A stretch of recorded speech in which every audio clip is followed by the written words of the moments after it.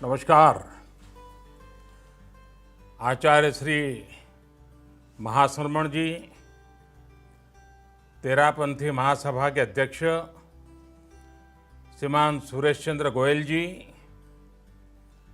और टेक्नोलॉजी के माध्यम से इस कार्यक्रम में जुड़े हुए सभी महानुभाव, सभी साथी, ये हम सभी का सौभाग्य है कि संत प्रवर आचार्य श्री महाप्रज्ञ जी की जन्म शताब्दी के पवित्र अवसर पर हम सब एक साथ जुड़े हैं। उनकी कृपा,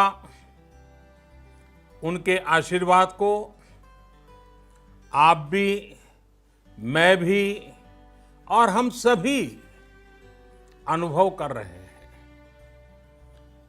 संत प्रवर आचार्य श्री महाप्रज्ञ जी, उनको आज नमन करते हुए, उन्हें श्रद्धांजलि देते हुए मैं आप सभी को भी बहुत बहुत शुभकामनाएं देता हूं। मैं आचार्य श्री महाश्रमण जी को भी विशेष रूप से नमन करता हूं, उनका धन्यवाद करता हूं। कोरोना की परिस्थिति के बीच भी उन्होंने इस कार्यक्रम को टेक्नोलॉजी के जरिए इतने प्रभावी ढंग से आयोजित किया है। साथियों, आप में से अनेक जन ऐसे हैं जिन्हें आचार्य श्री महाप्रज्ञ जी के सत्संग और साक्षात्कार दोनों का सौभाग्य प्राप्त हुआ है और उस समय आपने उनकी आध्यात्मिक ऊर्जा का अनुभव जरूर किया होगा। मैं ऐसा इसलिए कह रहा हूं क्योंकि मुझे मेरे जीवन में ये अवसर आचार्य श्री का विशेष स्नेह और आशीर्वाद का सौभाग्य निरंतर मिलता रहा है। मैं अपने आप को भाग्यशाली मानता हूं। मुझे याद है, जब गुजरात के मुख्यमंत्री के रूप में मैं कार्य संभालता था, उसी कालखंड में आचार्य जी का गुजरात आना हुआ था। मुझे उस समय उनकी अहिंसा यात्रा में, मानवता की सेवा के अभियान में शामिल होने का अवसर भी मिला था और मैंने तब आचार्य प्रवर के सामने कहा था, मैं चाहता हूं ये तेरा पंथ मेरा पंथ बन जाए। आचार्य श्री के स्नेह से तेरा पंथ भी मेरा पंथ बन गया और मैं भी आचार्य श्री का बन गया।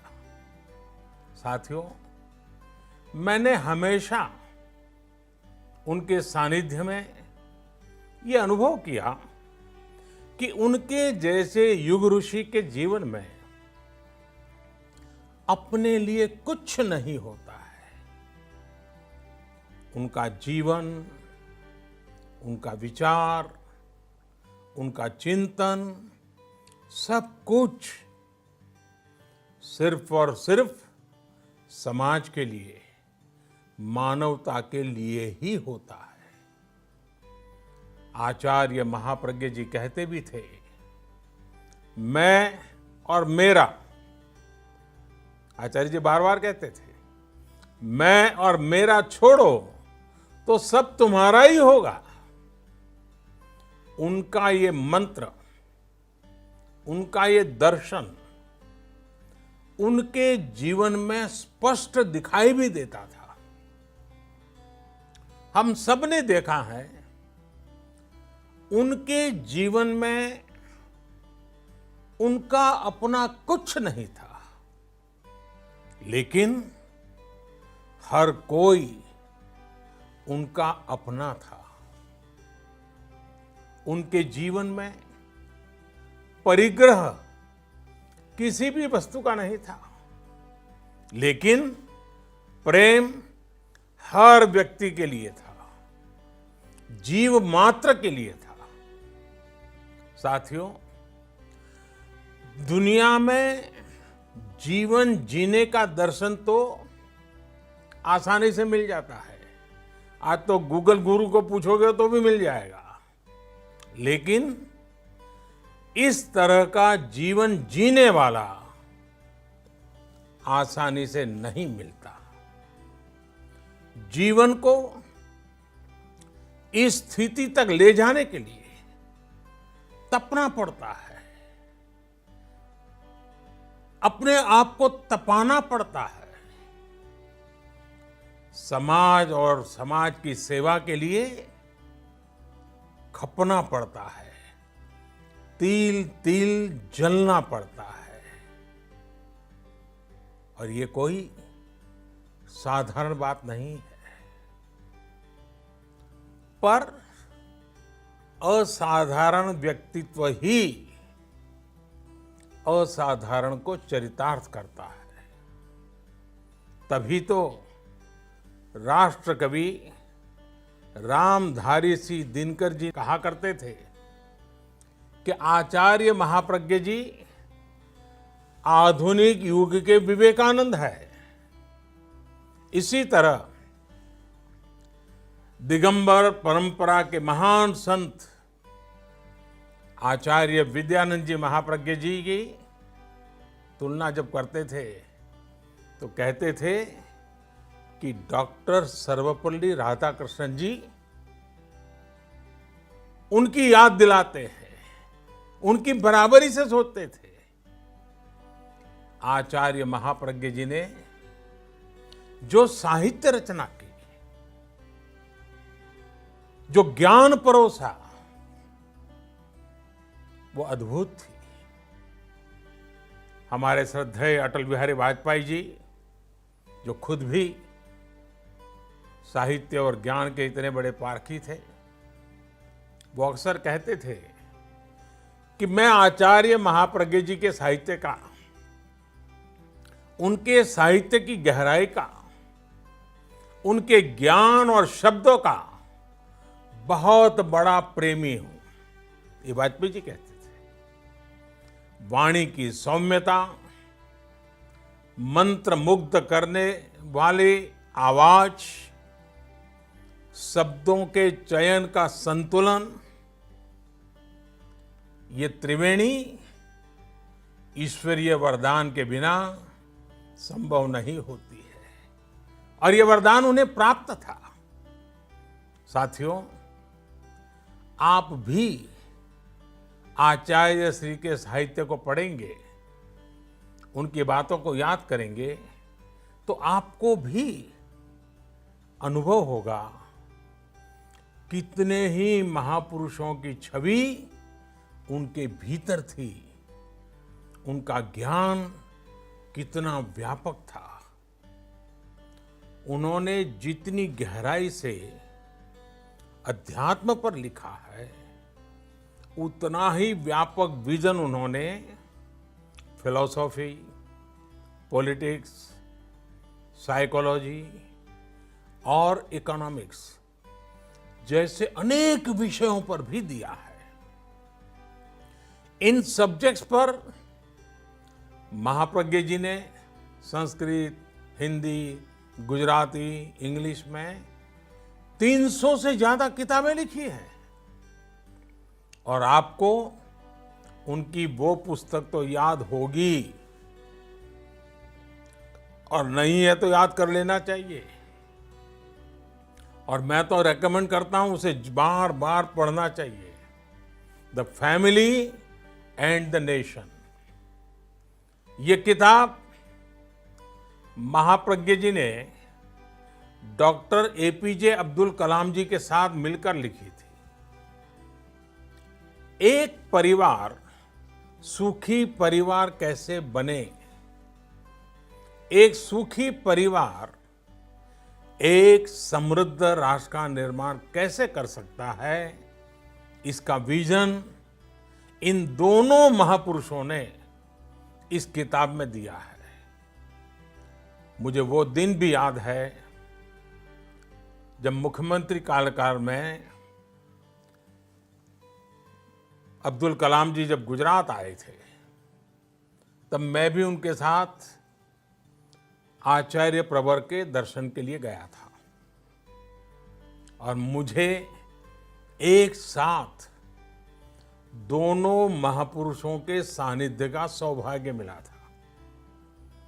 दोनों की एक साथ उपस्थिति में मैंने प्रत्यक्ष अनुभव किया कि हमारे यहाँ एक ऋषि किस तरह वैज्ञानिक दृष्टि रखता है और एक वैज्ञानिक किस तरह से ऋषि प्रेमी हो सकता है। महाप्रज्ञ जी के बारे में डॉक्टर कलाम कहते थे, उनके जीवन का एक ही उद्देश्य है, वॉक, एक्वायर एंड गिव, यानी कि सतत यात्रा करो, भ्रमण करो, परिव्राजक, ज्ञान अर्जित करो और जो कुछ भी जीवन में है वो समाज को दे दो। साथियों, महाप्रज्ञ जी ने अपने जीवन में हजारों किलोमीटर की यात्रा और पदयात्रा की। अपने अंतिम समय में भी वो अहिंसा यात्रा पर ही थे। वो कहते थे, आत्मा मेरा ईश्वर है, आत्मा मेरा ईश्वर है, त्याग मेरी प्रार्थना है, मैत्री मेरी भक्ति है, संयम मेरी शक्ति है और अहिंसा मेरा धर्म है। इस जीवन शैली को उन्होंने खुद भी जिया और लाखों करोड़ों लोगों को भी सिखाया। योग के माध्यम से लाखों करोड़ों लोगों को उन्होंने डिप्रेशन फ्री लाइफ की कला सिखाई। ये भी एक सुखद संयोग है कि एक दिन बाद ही अंतर्राष्ट्रीय योग दिवस भी है। हमारे लिए ये भी एक अवसर होगा कि हम सब सुखी परिवार और समृद्ध राष्ट्र, जो महाप्रज्ञ जी के स्वप्न को साकार करने में हम सब मिलकर के योगदान दें। उनके विचारों को घर घर तक, समाज के हर तबके तक हम पहुंचाएं। साथियों, आचार्य महाप्रज्ञ जी ने हम सबको एक और मंत्र दिया था और उनका ये मंत्र था, स्वस्थ व्यक्ति, स्वस्थ समाज, स्वस्थ अर्थव्यवस्था। आज की परिस्थिति में उनका ये मंत्र हम सबके लिए बहुत बड़ी प्रेरणा है। आज देश इसी मंत्र के साथ, आत्मनिर्भर भारत के संकल्प के साथ आगे बढ़ रहा है। मुझे विश्वास है, जिस समाज और राष्ट्र का आदर्श हमारे ऋषियों, संत आत्माओं ने हमारे सामने रखा है, हमारा देश जल्द ही उस संकल्प को सिद्ध करेगा। आप सब उस सपने को साकार करेंगे। आप सभी स्वस्थ रहें, सकुशल रहें। संत प्रवर आचार्य श्री महाप्रज्ञ जी के जीवन संदेश को नई पीढ़ी तक पहुंचाते रहें।